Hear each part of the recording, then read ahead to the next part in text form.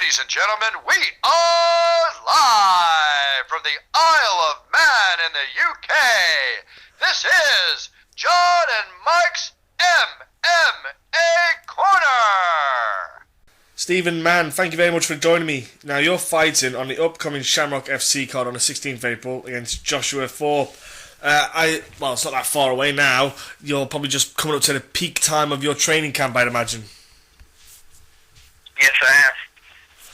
But there is one correction. My opponent recently switched. Oh, dearie. Do you know what? I've had this before with someone else, and I don't get told the information up to date. This is an absolute pain in the backside. Who have you got then, Stephen? I've got Aaron Cobb, 6-3. I'm not really sure what happened to Josh Thorpe, but as of last week, they called and told me my opponent switched. Okay, then that's fine. Well, new opponent, new face, doesn't matter. You want the same result though, aren't you? Yes, I am.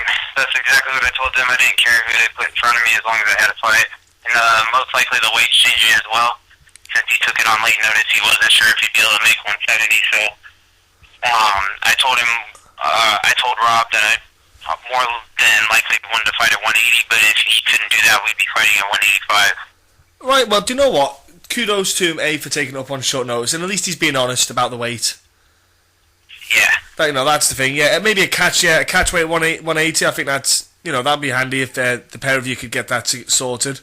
Would you be happy with 185 anyway? I mean, I'd prefer to fight at 180, just because, my weight's 170. I don't really want to be up in weight. I fought at 85 before, and if he's cutting a lot of weight to get to 85, the next day he's going to be pretty big, but, yeah. I don't care. I want to fight, and if he's not able to make 180, he's taking it on short notice. He's typically a 170-pounder as it is, so 85 is not that big of a deal to me as long as I have a fight. Yeah, exactly.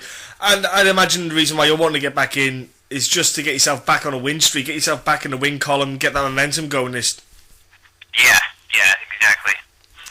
Now the thing is, you had a kind of a great run, and then all of a sudden you kind of went off the rails. Can you put it down to anything in particular? The reason why you lost a couple of bouts? Is there anything was it outside of the cage? Was it just maybe your mentality at certain times? Is there anything in particular? No, I mean, in all those fights, I was winning. I just make little mistakes at the wrong time, and I paid for them. Sometimes that's just how it goes. That is the sport we live in. MMA is so unpredictable. I was doing well in those fights, and I just made a mistake and got caught. Well, the thing is, when you do things like this, it is something that you can actually learn from. You can say, look, my performance, I was winning, but the thing is, I was winning, and then I maybe, like you said, got caught with X, Y, and Z. I need to focus on certain aspects. Maybe when I am winning, maybe sticking to certain kind of foundations to make sure those little mistakes don't happen again. Exactly. Yeah, exactly how it is. And I mean, in those fights, there's different reasons for each one, obviously. But in one of them, I dropped the guy. I got a little too excited. I rushed in. I made a mistake. Got taken down and fell into a choke. And then another one, I dropped the guy, and I sat back a little too much from the fight before. I didn't want to rush in. And I came up and he muscled me into the cage, It's just little things like that. It's just finding that happy medium, correcting my mistakes. Yeah, I was about to say, because that reminds me of the Anthony Gutierrez and Wally Watson fight with Titan FC, when Anthony Gutierrez was having the better in the stand-up, winning the stand-up, and then he dropped Wally Watson. And like you naturally would, like you said there, you go in, you're going for the kill. You're looking to just swarm him, overwhelm him with punches. Referee steps in, TKO, thank you very much, I get the win, get my hand up. And he did the same. He walked in, started to throw punches, got caught into a triangle pretty quickly, and that was him. He lost the fight, and it is one of them things. It's like, where is the happy medium? Yeah, well, even though they're hurt, you got to come in composed. You can't go in there. That's kind of what I learned. You can't just rush in. Because today these guys are in such great shape that they recover very quickly. I mean, I may clip you flash for a second, as soon as you hit your butt, you're recovered like normal. Yeah. So rushing into the guard or rushing in and just being crazy about different things and not slowing down and assessing what's actually going on or where my opponent is mentally, I can make the mistake of just, trying to finish and gas, or trying to finish and being sloppy and getting caught in the choke. And so, after those experiences, then have you probably learned a lot more from them losses? Then did you take that a lot out of it? Yeah, I mean, although I was one of the fights you always learn from everything. Like, as long as you go back and you watch the tape and see what you did wrong, you're gonna be able to learn from it.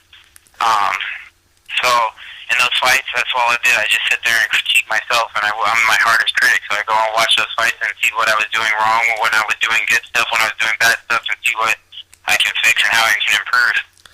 And how's training been going with your coaches then? Since your last fight, have you just been sticking to what you've been? Well, what was technically a winning formula anyway? Like you said, there's only little things that we're critiquing. I imagine you haven't changed too much. Yeah, that's right. I don't want to get away from what I was doing anyways, because I was winning in that with how I was training and how I was preparing. It's just 16 mentally, or 16 little things that I was doing wrong in the fight that caused me to lose in the end. Not really necessarily changing my whole training regimen or anything like that. It's not like drastic changes. It's just little things, sometimes just mentally, like we were saying, how when you rock somebody, you don't want to just necessarily rush in. You need to, be composed, come in slow and look and see if that finish is available. Don't force it. I have a pretty high finish rate, so sometimes I kind of rush in there. And I don't want to. That's what I don't want to do. If I see the finish, I'm going to finish. If I don't, I need to step back and see where I'm at. I don't want to just rush in there and try to force the finish. It's all about picking the shots, and that's what comes with experience in the cage, and just it's being in those moments more often, those clutch moments. Because as much as you train, those clutch moments don't happen until you're in the cage, and those clutch moments can't happen until you're in the cage. It's really tough. Yeah, exactly, and there's not as much pressure. There's not that set of, the finish is there, or it's not. You don't see those kind of things. It's just more experience of being in the fight. Yeah, it is. And the thing is, you've obviously taken this all in, absorbed it, and you're taking it on into the next fight against now Aaron Cobb. And look, like you say, you don't care who the guy is. I imagine then you're wanting to get back into here, get a good fight against Aaron Cobb, get a good win, and then set yourself up for a solid 2016 with, are you going to fight on are you looking to fight on Shamrock FC a little bit more? No, it's not a one-fight contract. I want to compete with Shamrock as much as possible. I was going to say something big comes up. Yeah, well, the thing is, they've got the ties with Bellator, which is a good thing, and they always have. They have good matchups. They've got a good kind of pool of fighters to pick from for you to compete against. Yeah, they have good fighters. They have good ties. They got good, and they got good exposure. This fight's on pay-per-view, and it's good. They do very well marketing their fighters. So I want to fight with them. They're very professional. I want to fight with them as much as possible until I'm able to, make that big jump up again. And you can, ladies and gentlemen, like I said, it's on pay-per-view. You can watch the fight via the ShamrockFC.com website. If you go on there, it will explain how to view the fight and all the links and all that palaver. And people can watch the main event, which is yourself against Aaron, on the 16th of April. Before I let you go, can you give us your social media for people to jump onto? Steven Professor Mann is my fan page on Facebook, and just my regular name, Steven Mann, on Facebook. My Twitter account's being set up, so that's pretty much it for as far as social media goes. And what about, have you got any sponsors there to help you out? Yeah, Hendrickson Insurance Agency nationwide. Obviously my gym, Finney's. I want to thank Unique, Gateway City Chiropractic, and Page Law. And all these guys really help me out and give me help getting ready for my fights. Not even just as far as a sponsor, but support goes a long way. And what about training partners that you've had for this? Obviously, people that have helped you, your coaches and stuff. Do you want to give them a mention? Yeah, Eric Steenberg is my striking coach, Jesse Finney, striking coach, Adam Sella, one of my main training partners, Brian Sutton, Luis Fioravanti, Ezra Lennon, our jiu-jitsu coach, Finney's MMA. All these guys, I have a lot of good guys around me, and now, I mean, I'm ready, and I just got to go out and perform. Well, look, 16th of April's not that far away. Have a fantastic end to your training camp. Have a great fight against Aaron, and enjoy your whole weekend with Shamrock FC, okay? All right, thanks, sir. Appreciate it.